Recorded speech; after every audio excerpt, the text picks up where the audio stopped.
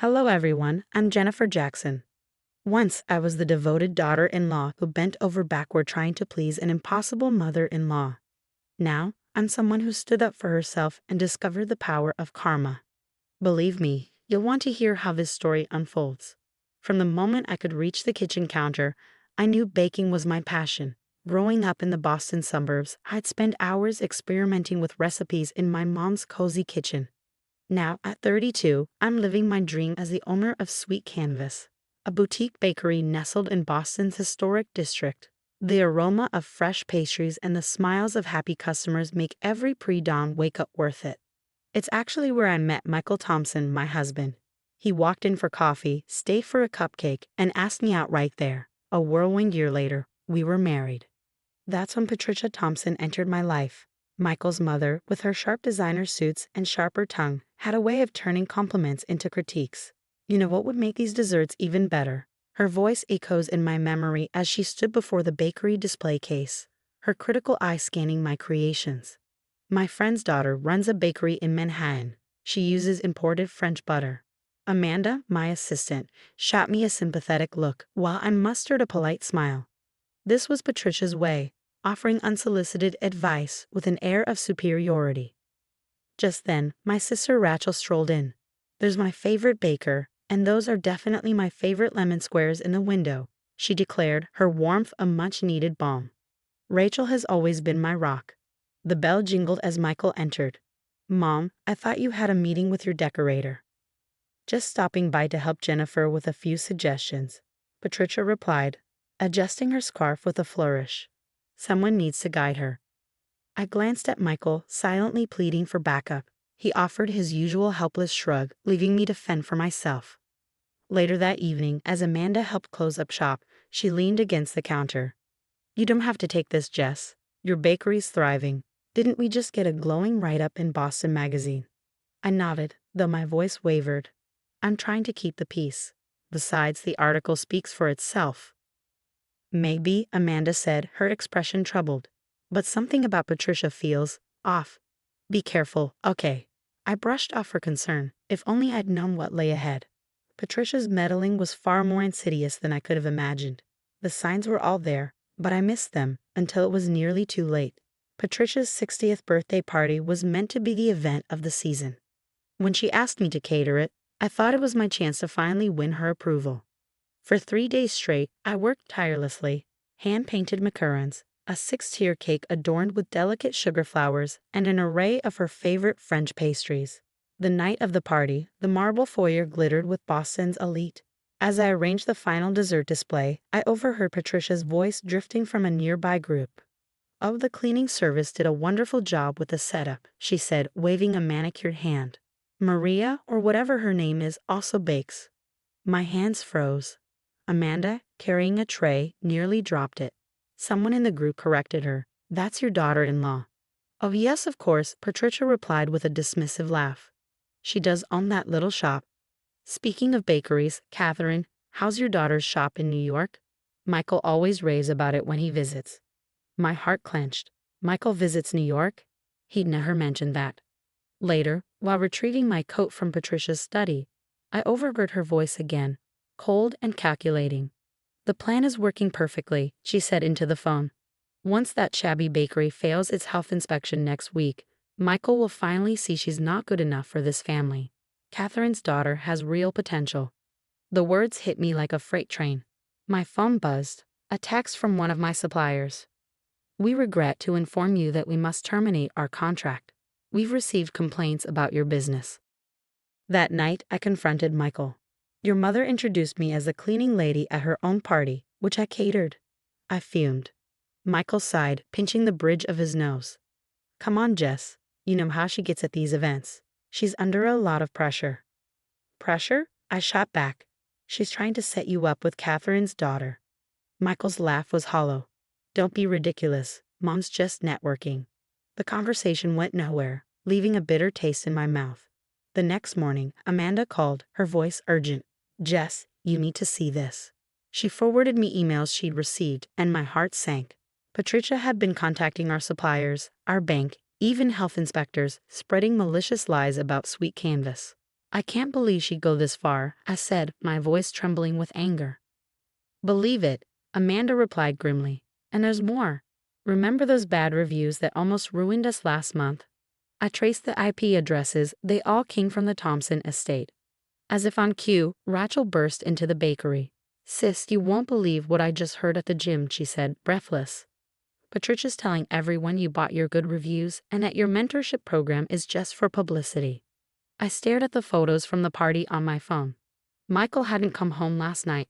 In every shot, he was standing beside Catherine's daughter, with Patricia beaming in the background.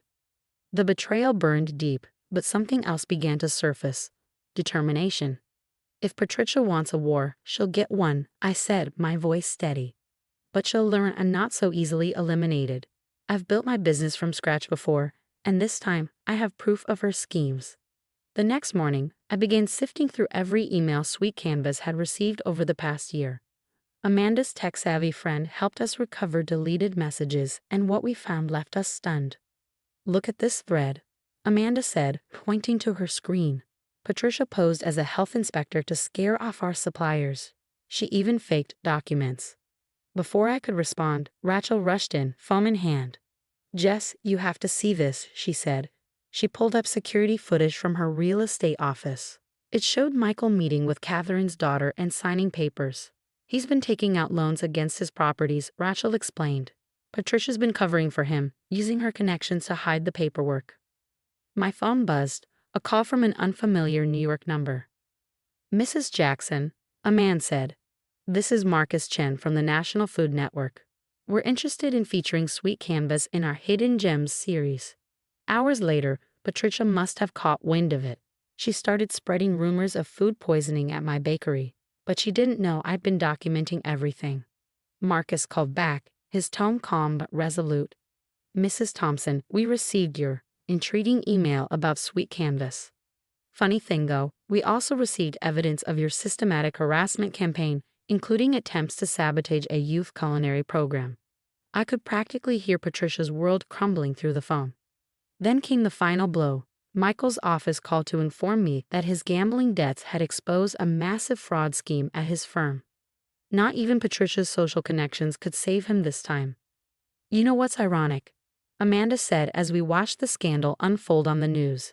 If Patricia hadn't tried to destroy you, none of this would have come to light. My phone buzzed again. Another call from the National Food Network. They wanted to feature not just the bakery, but our entire youth mentorship program. And they weren't the only ones interested. A year has passed since Patricia's infamous birthday party. Sweet Canvas now boasts 3 locations across Boston, and our youth culinary program has become a national model. Today, I'm catering the mayor's annual charity gala, the very event Patricia once chaired with such pride. Did you see this? Amanda asked, showing me her tablet. Michael's firm had made the Wall Street Journal. The scandal not only exposed his gambling debts, but years of corporate fraud. Patricia's estate sale, she moved into a smaller condo. I heard through mutual acquaintances that she's taken up baking classes. A small part of me hopes she finds peace, far away from my kitchen, of course. Miss Jackson. Lily, now my head pastry chef, called from the kitchen. The Food Network crew is here for the final filming. The documentary, Second Chances and Fresh Starts, premieres next month. It tells the story of Sweet Canvas and the 201 culinary careers we've helped launch this year alone. As I stepped into the bakery's bustling front room, the mayor's wife approached with a warm smile. Jennifer, the other board members were right. Your story is so inspiring. We'd love for you to speak at next month's Women in Business Summit. Rachel arrived moments later, holding her phone with an incredulous expression. You won't believe this, she said. Turns out Patricia was skimming donations from those charity events she used to run. The DA's office is investigating. Before I could respond, a group of Patricia's former society friends approached me hesitantly. Mrs. Jackson, we're launching a scholarship foundation for underprivileged youth, one of them began. Would you consider joining our board? The irony wasn't lost on me. These were the same women who once looked down on my little bakery. Now, they were seeking my advice, not for revenge, but because they'd finally seen what genuine community support looks like. My phone buzzed again. Another email from Michael's lawyer. He was still trying to claim part of Sweet Canvas in the divorce.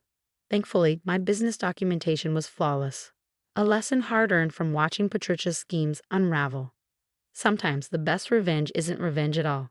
It's living well, doing good, and letting toxic people face the natural consequences of their actions.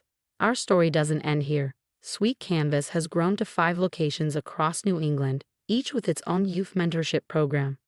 Last month, Lily opened her own cafe, and I couldn't have been prouder watching her cut the ribbon. Michael? He moved to Chicago for a fresh start after completing a rehabilitation program. I wish him well, but that chapter of my life is firmly closed. Patricia occasionally sends messages through mutual acquaintances asking to reconcile, but I've learned that some bridges are better left uncrossed. Just last month, the mayor's office named me Boston's Entrepreneur of the Year. During my acceptance speech, I looked out at the audience, Amanda, Rachel, my students, and even some of Patricia's old friends who've become genuine supporters. Success, I told them, isn't about proving others wrong. It's about proving yourself right. Have you ever experienced someone trying to undermine your success while pretending to help? What would you have done in my position, maintained silence as I initially did, or confronted their manipulation immediately? Some people say I should have given Patricia another chance after everything came to light. What do you think? Did I make the right choice by maintaining firm boundaries, or do you believe in second chances, even with toxic family members? I'd love to hear your thoughts in the comments.